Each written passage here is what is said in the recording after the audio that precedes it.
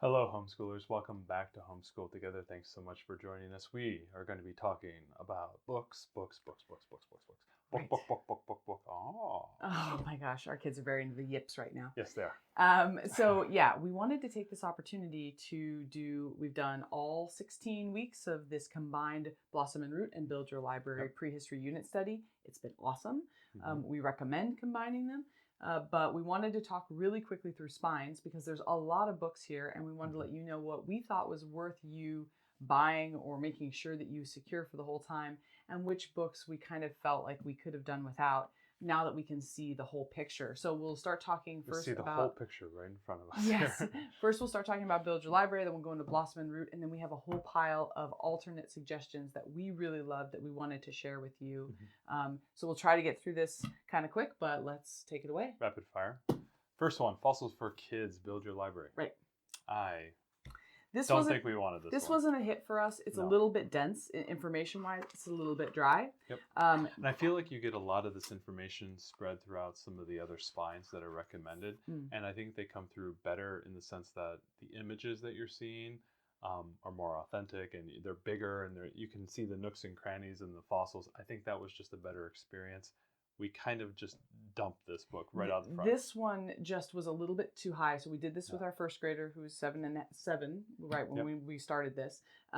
This might be better for an older learner. It's a good book as far as it has really good information. And if your child is into a deep dive into fossils, they're very interested in fossils. This would be a good one. So what I would say, because this has a lot of good reviews, maybe check this one out from your library, do a pre-read and see if this is right for your family. It wasn't a hit for our family. Yep. Next one, Virginia Lee Burton's Life Story. While this was, kind of an interesting take on kind of taking you through the time periods of prehistory, it just seemed not as interesting to us. It's been updated recently so that the information is more factual. Yeah, because this of was course, an older book, right? this was written a long time ago, right? So they've updated the information, but the images the just didn't art convey. isn't that exciting when we've got some super cool art in these other books and computer generated images and things. This just didn't really hit it. It does tell it a bit more like a story. Yeah. So if that's, your More learner's line of theory. jam, I think we'll probably do this one again, but this might not be the right fit. Again, I would say get this from your library and see if this is right for you. Yep, definitely. Next, our first recommend buy is the Usborne Encyclopedia World History. Right. This is going to go with a theme of use now, use many, many times later. Buy now, save later. Yeah, because you're going to use this, if you're continuing to do Build Your Library, this is used for all the levels. It's a fantastic book. While you can start here with it, our daughter loves to pick this up and just look at it on the couch and go through all different times because there's such great art throughout it. This is really, in our opinion, a must buy. It's an encyclopedia, so it'll be a little surface level and you'll want to, of course, deep dive with other books. But as a general, all-purpose, highly visual encyclopedia that covers history, I think this is a great option. And the way it's used in the curriculum is they just go left to right in the book. It's chronologically told, and so it just flows nicely. But what we really like about it is that, like, if you're going on to ancient civilizations, this is here for you. If you go on to the medieval time period, if you're going on to World War II, I mean, it's all this is gonna have a lot of longevity. So we really recommend that if you like this book, that you buy it because you're going to use it a lot. A lot. First of the dual books here, and then we'll have another one to recommend. When Whales Walked, we really like this one as an evolutionary. Right. This is part of the trilogy. We'll talk about all the books. Yeah, we really like this one. Great artwork, great descriptions, a lot of wonderfully built analogies to help you learn, about evolution, about the animals, how they progressed. It's definitely a book you're going to be using throughout the entire curriculum. And I found myself going back to, even though we did the merge, some weeks we would have Blossom and Root, some weeks we would have Build Your Library. I found myself going into this book and reminding my daughter about things when we weren't doing a Build Your Library section, we were doing a Blossom and Root. I found myself coming back to this one. Right. This was the only book that we had that talked about evolution, specifically did a big focus on animals. There's like a tiny bit of humans in the end. But this is mostly about animals, and the other books didn't specifically cover evolution. So of animals in this very detailed way. So this is a good one. In a clear and understandable way, because it's very difficult. You have the difficulty of time and then also the adaptations. And it's hard. They think more younger kids think more in terms of like frogs that are changing through their lifetime as opposed to across generations. And this book did a really good job at articulating the timeline, even though that's still a difficult concept to get across in prehistory to your younger kid. This book did a really good job. Right, because there's a lot of books in this prehistory that talk about the actual animal during the time, but don't talk about the evolutionary changes that were happening to that animal, right? Yep. So like a dinosaur book is going to focus on that ichthyosaurus, but may not focus on all of its evolutionary. Yep. So that's why this is important. Carrying on to that, then the second half of Build Your Library, when you get into humans, there's a long discussion, or you're going to have when we became humans. When we became humans, you're going to have a lot of sections here on the evolution of humans from ape to Homo sapien and all the intermediate stops in between, all the information, all the little changes and tweaks, and then carrying forward once we got into Homo sapiens, the art, the beginning of civilization, beginning of farming. It covers the whole breadth of humanity, and I thought it was a wonderful book. It was very enjoyable, very easy to read. We actually read this one cover to cover. I think it's part of the curriculum. You go cover to cover on this one. Yeah. It's well worth the time, even though you're only going to be doing it 3 or 4 weeks. I thought this is a keeper book. This is something that I felt like I will come back to, when I'm trying to articulate other concepts. I think we will come back to this one. This one's, I don't know if it's necessarily worth buying, but it's definitely worth. I would recommend buying I it would recommend because it. The problem is if you try to get it from the library and it's not there, you're really missing out on a lot. And I think when you've got one of those buy 2 get 1 sales or something at Target, you could get a good deal on it. That's how I got mine. I think this is a buy. Recommend. Absolutely. We recommend to buy. So those are the spines for Build Your Library. They're really good. I think for pound, they're some of the best books that are there between when we became humans and the Usborne history. I thought the Usborne history was, I think, by far the standout for us. It was a real star. At least for me, it was the standout. I kept every week that we were in Build Your Library, we came back to it. I was excited about it. It was enjoyable. Yeah, our daughter was too. So I think those are good. It was just really the Fossils for Kids and the Life Story that were kind of a little bit more of a miss for us. So we recommend check those out from the library and see if they're your jam. 3 out of 5 ain't bad. Not too bad. 60%. That passes. So let's go to Blossom and Root. So the trio of dinosaur books. So which one? Go with the first one. Okay, so the first decision you have to make here is, and I will articulate it very easily. Okay, so we have the dinosaur book. I'm going to tell you what the themes. Dinosaurs by type. So type of dinosaur, pterosaurs or stegosauruses, or animals that have body armor and things of that nature. Animals have horns. Dinosaurs by type. Then we have individual dinosaurs by time and location. And location is that wrinkle there. Is time and location. And then this book here is dinosaurs, just dinosaurs. Like individual dinosaurs, not classes of dinosaurs. But this does go by chronological order by period, which the other ones didn't go by the different periods. So this one does not go by period. So when you're doing Triassic, Cretaceous, and Jurassic, you're going to be digging for those dinosaurs. This book will tell you by time, and then this one obviously goes by time as well. So it's really dependent. Give me a quick look. This is this has huge, big renderings of the dinosaurs. It's a gorgeous book. It is. I mean, they're all very pretty because they're all DK Smithsonian books. So I mean, they're all really nice.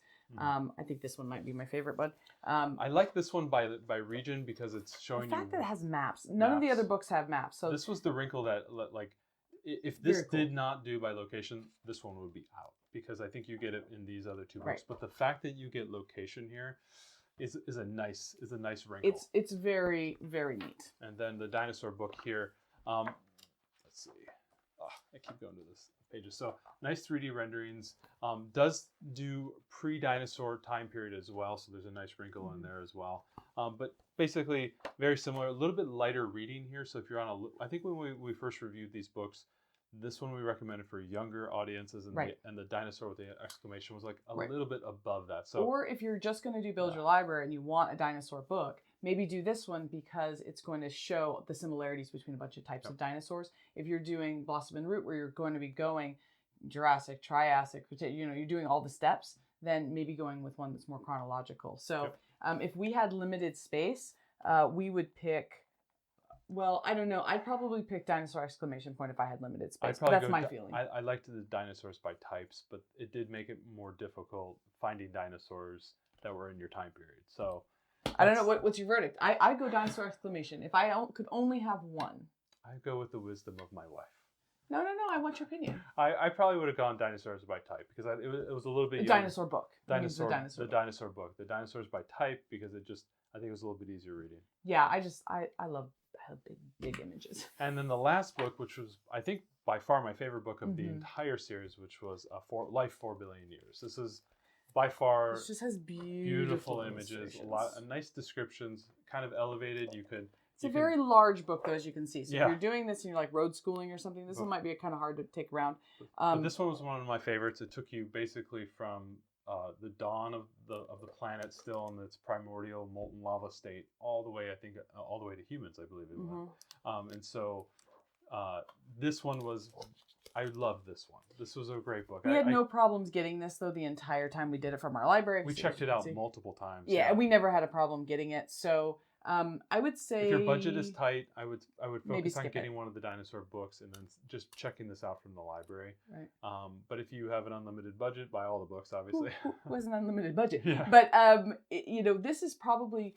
I guess my verdict is this is one not to miss. So if you can't get it from your library, try to figure it out. Show the people your beautiful face. It's too big of a book. All right. If you can't get it from your library, then consider picking up a used copy or consider getting this one because it is beautiful and you shouldn't miss it. Yeah. But if you can get it from your library, we had no problem because you only read a couple of pages a week. So it was pretty easy. It was pretty easy. And it's giant. So. Now we're going to go into some of the spines. And this is obviously, if you saw on the little thumbnail starting, we have a lot of spines. We're going to start simple. Things we liked that we added. We talked about the fact that there was a lack of chapter books and reading, and obviously that's difficult to do. And if you watch our videos, we tried to bring in some of the graphic comics. We brought in a few Maru in the Winter Caves, but that was part of the library. The Boy in the Painted Caves. The Boy of the Painted Caves we brought in, which we liked. And Kin as well. The Kin was a great. So we brought in a few chapter books. We were trying to bring some chapter books in to get some more reading. Otherwise, it just felt very heavily on the informational books. Right. And there wasn't there would have been only 2 weeks of chapter book reading with this combination because Maru was the only chapter book. We really loved the Kin. I highly recommend that. I'm not showing it right now because it's upstairs and our daughter's sleeping because we were reading it earlier. Yep. So because she really loves it. It's a very thick book, but it's actually four smaller books that you can either get combined or you can get the individual versions. I highly recommend the Kin. I think it is great. Yep. But this is one we have access to right now. So could you survive in prehistoric times? What's nice about this is actually 3 separate choose your adventure books in one for the Cretaceous period, one for the Ice Age, and one for the Jurassic period. So I think we read both Jurassic and Cretaceous. We didn't get to the Ice Age time period, but this is another great way to kind of bring stories. Yeah. They're centered around incidental time travel, accidental time travel of children in suspend your belief. Yeah, suspend that disbelief, but it does put the kids in those time periods and allows them to try to survive. Right, and it has some pictures. Every few pictures. It was one of our daughter's favorite things. She really enjoys. It's a choose your adventure. Yeah, it's wonderful. And this one book, I think it cost me like $6. It took care of 3 different weeks. So if you can get any of these, could you survive blank from your library? Yep. You don't need to buy them, but this is really good. Yep, absolutely. We always call them the yellow books. The National Geographic Kids, my first big book of dinos. We wanted to show you this. This is just a dinosaur. This is actually a dinosaur by size. They start with the largest dinosaurs and they give you some, quick facts about them. We wanted to include this because if you're doing this with an early first grader or you have like a tag-along kindergartner or 4-year-old, this is a really great book to use for that. These are super cheap to get. You can get them used. But it's got big pictures. It's got really simple concepts. So a lot of this is really heady material. And if you want to bring this down a little bit for a younger learner, we wanted to show this to you because it's a really good option. Absolutely. Absolutely. Next one, DK, Find Out Stone Age. This was a really great book for the last, essentially about 3 weeks of our time period that we went through. It's a little bit simpler reading than like a normal eyewitness book. Has got some great pictures and easy information. Animals, time period, early humans, early human tools and settlements. really great. I think we read through this over the last like 2 or 3 weeks. So Yeah, this was a fun one. I'm glad that we own it because we're going to use this again when we start Ancient Civilizations to kind of give us a grounding in where they were coming from. Yeah. So I think that this is a good get. It wasn't very expensive. It's just a paperback. Otherwise, get it from your library. This is a good option. Absolutely. Next are 2 eyewitness books we have heavily invested over the last decade in eyewitness books, and so we had the benefit of being able to just pull these off the shelf. And we used many of them, and we used a lot of them. We did dinosaurs, horses, elephants. We did. There's a fossil one as well that we used. There's a few. We linked them through all the videos if you've been following along. We've been linking them all the way through. We just pulled them off our shelf. These books are widely available at almost every library, so you should not have trouble getting a hold of these. But the ones that we recommend are The Prehistoric Life in Early Humans. I really like the Early Humans book. This one, again, if you haven't watched all of our videos, we can give you the quick synopsis, which is these books actually have real artifacts in them, which most of the books that we've been using... Real fossils. That's something I really like. Real fossils. As opposed to the kind of what we want to contrast to the fossil book over there, where it did show real fossils, but they're really small images. And if you can contrast it here, especially my favorite hallucinogen right here from Precambrian time, the Cambrian time, this was really, really helpful and really, really great. This really gave us it was funny as we go along through the whole if I'm just trying to remember the last 16, 18 weeks, I was trying to remember, like, when did we learn about those Cambrian creatures or the Silurian time period? I'm like, I remember that because they were coming from these books that we have here that were kind of accentuating what we were learning. So yeah, Prehistoric Life was really helpful. So if you want something that goes from basically dawn of life all the way through the dinosaurs, and I think it even goes into humans. It goes right into early humans in the end. Yeah, it does. Absolutely. Yep, it does. So this is a really good one. If you can only do one of these, do this one, I think. This is really great. I loved the Early Humans book. They're both really good. But this one you'll carry through the whole time. Right. This is only going to be at the end for the last few weeks. But this, out of everything that you're going to do, all the spines for either of these curriculums, these are the only ones with pictures of real things. Yeah. Everything else is either a computer generation or a drawing, some sort of illustration. It tends towards the CGI animations. So. Or beautiful illustrations, which we are all about the illustration and the computer generated. But sometimes it's really nice to connect with real images of artifacts and fossils and stuff like that. So if you don't want to get these, pick up something that's got some real images in it too. Yep. I think is what is our advice. So carrying on from when the whales walked and when we became humans is the third book in that kind of series, was When the Plants Took Over the Earth. If you happen to be more of a horticulturally focused family, if you guys enjoy plants and learning about gardening and stuff, this may be. I actually learned a lot from this book. Yeah.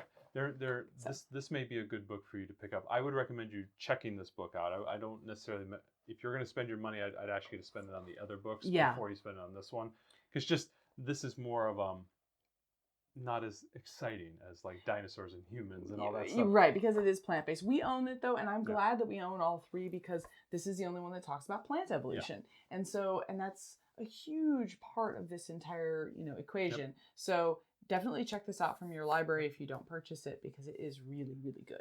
Next one we have here is Amazing Evolution, The Journey of Life. This book, of all the books, this book we added, and we haven't bought it yet, but I'm going to be buying this book because it is the only book that we have that covers evolution in such a comprehensive way and such an easy to understand way. Yeah. We read this through, we sprinkled it through every week. Yeah, every time we could find some section of this that kind of pertained to that time period, we would bring it in. This was a wonderful book, really helped illuminate the idea of evolution on the backs of When the Whales Walked as well. Right, so The Whales Walked was all about the animals. When We Became Humans, all about people. The plants was all about flora, and then this is the difference here is I think that this is showing you the broader picture of evolution, and I think you need this to make the other ones make sense. Yes. If that makes sense. And this is I think more important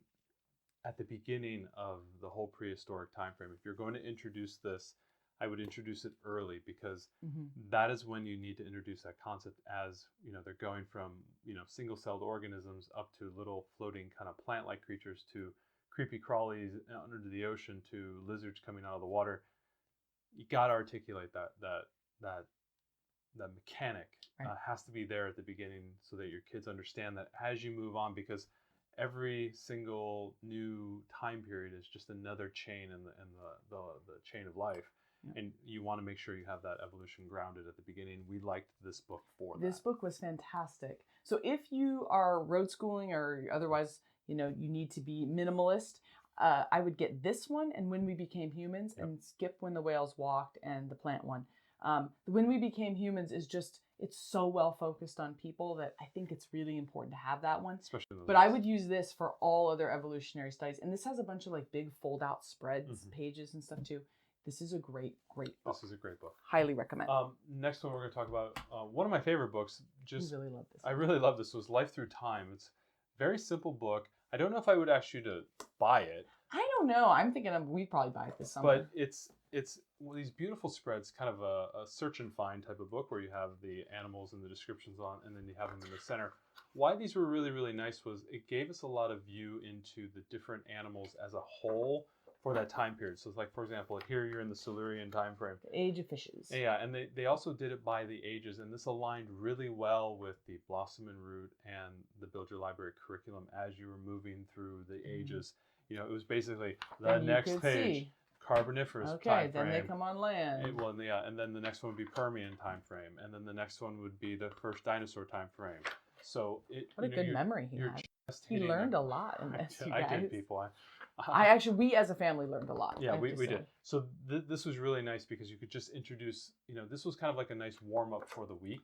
It's a good overview. Here's where we are, and we can ground ourselves. But also where we came from. Exactly. You can quickly turn through the pages without having to go through a huge book. Yeah, remember where we were. Yeah, don't forget, sweetie, last week we were at the Carboniferous time frame. It was super hot, high CO2, the bugs got extremely large, and then the plate tectonics started to split, and now we're at the Permian time frame, or we're at a one giant Pangea, and the center of it is extremely dry, so the animals got a little bit more adapted to dry land. So just trying to remind my daughter as we were moving through, this book really helped us do that. So if you're doing this with a younger learner, if you're doing this with a third grader as part of Blossom and Roots Science Extension, maybe you don't need this. This was great for a first grader, though, to keep her grounded and remind her where we've been. That's my guy right there, Hallucigenia.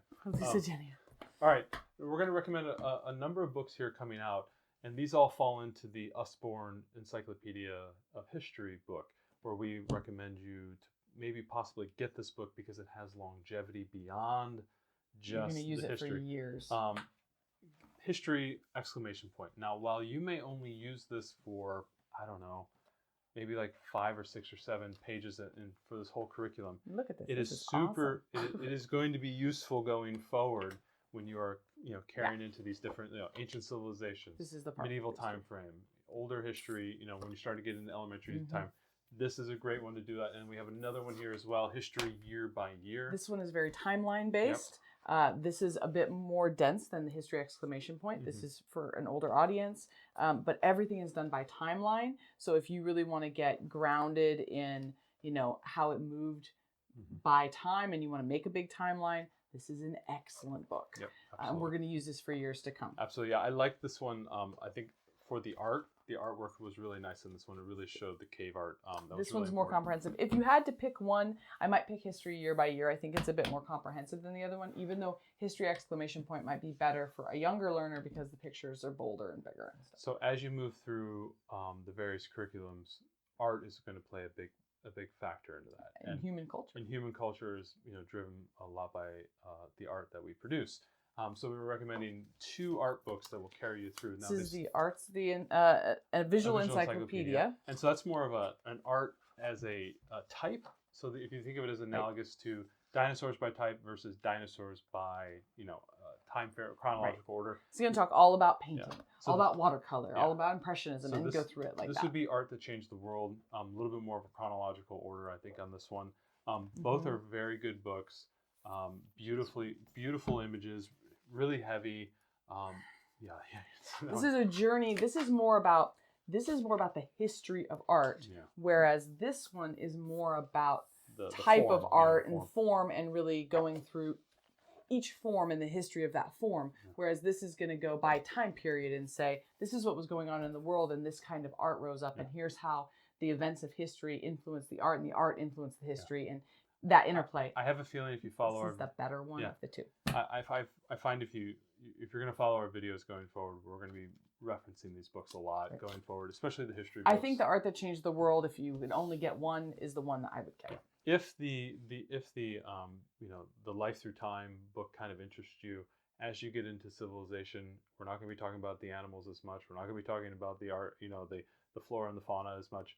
We're going to be talking about people, and a good way to explore that is the Street Through Time. We like this book as well. Like this book. Starts off with, I think, Stone Age time frame on the first page, and then goes to early farming civilization, and then kind of like, I think it goes to like a Greek city-state, and then so on and so forth, and it just carries it all the way forward. It's just showing how the street changes. Just that single street changes through time, and then things appear in the background and then maybe fall into ruin. Yeah, that's pretty cool. And it was just kind of cool. Yeah, like this castle here is going to, I think, break down over time, and it will be like a ruin in the background.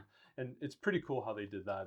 And so anyway, this is a great book. This is something that you can find your young one just kind of looking through. It's kind of like a Where's Waldo history book.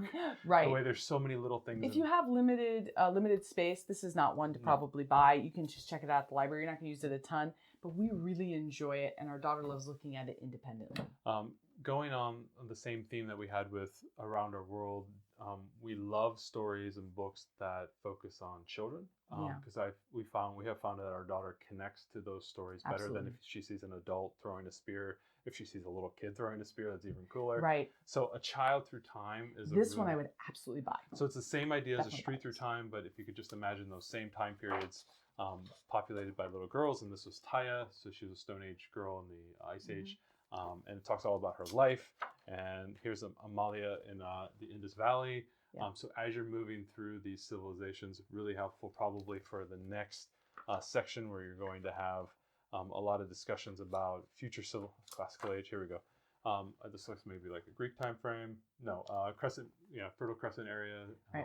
This is really cool. It talks all about what the child's life was like, where they lived, the professions of their parents, what kind of toys they played with. This is one that your kids will really be able to connect with, and you will be able to use it for such a long time. We have actually read through this whole book like twice, just independently, because our daughter loves it so much. I can't recommend this one highly enough. It's very good. It goes along with all the other child books that we have. What are they called? They're the child.